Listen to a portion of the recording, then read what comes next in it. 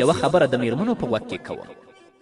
ای میرمنو، غواړم چې ستاسو په غوږونو کې هم یوه خبره وکړم چې ولې تاسو خپل خاوندان نه راضي کوئ. یوه ښځه محمد رسول الله صلی الله علیه وسلم ته راغله. رسول الله صلی الله علیه وسلم ته وایي زه ستا لورې ته د ښځو د یوې استازې په توګه راغلی یم، زه ښځو رالیږلی یم.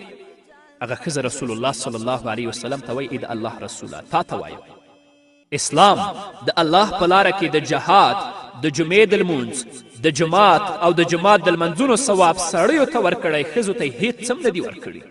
ځکه ښځې نه جهاد ته تلی شي، نه د جمعې مانځه ته راځي او نه نور د نارینهو غوندې کارونه کوي. محمد رسول الله ورته څه وایي؟ خورې تا ته وایم د رسول الله دا خبره واوره.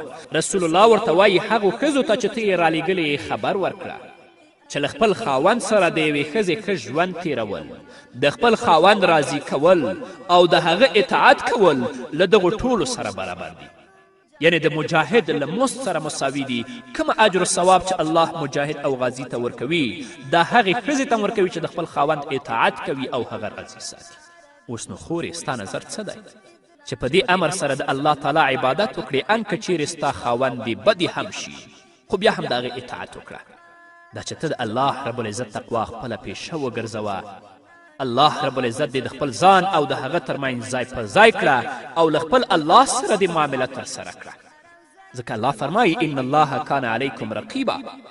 باور ولرئ چې الله رب العزت پر تاسو باندې څارونکی دی. همدارنګه الله رب العزت فرمایي قد سمع الله، په تحقیق سره الله اوري. تر هغه وخته چې دغه کور ولاړ او پر ځای وي ته له خپل الله سره معامله لرې، له خپل خاوند سره دې معامله نه لرې، نو هغه څه چې الله خوشحالوي له هغه سره پرې چلند کوه. محمد رسول الله صلی الله علیه وسلم فرمایي الدنیا متاع وخیر متاع الدنیا المرأة الصالحه. دنیا متاع ده او د دنیا تر ټولو غوره متاع نیکه ښځه ده. د نیکې او صالحې ښځې تعریف څه دی؟ آیا هغه ښځه ده چې زیات لمنځونه کوي او زیاتې روژې نیسي؟ نه. محمد رسول الله صلی الله علیه وسلم دا موضوع شرحه کوي که چیرې هغه ته نظر کوي هغه خوشحالیږي.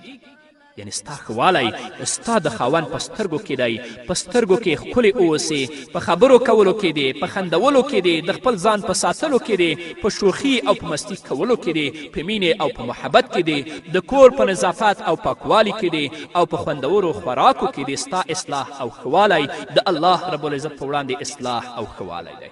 صالحه ښځه هغه ده چې کله خاوند ورته وګوري خاوند خوشحاله شي. دا نه چې خاوند بیچاره بیرون هم په غمو باندې اخته چې کله کور ته راشي ښځې ته وګوري د هغه نه نور هم پیغام راشي. دا صالحه نه ده. نو خورې ولې په دې ډول د الله عبادت نه کوي او نیکه او صالحه کیږي نه؟ محمد رسول الله صلی الله علیه وسلم بیا حدیث بشپړوي په پای کې وایي که چیرې هغه یوازې او تنها پرېږدي له هغه څخه ساتنه کوي. یعنی که کله په خپل کور کې یوازې پرېږدي نو بیا د هغه کور نه دا ساتنه کوي.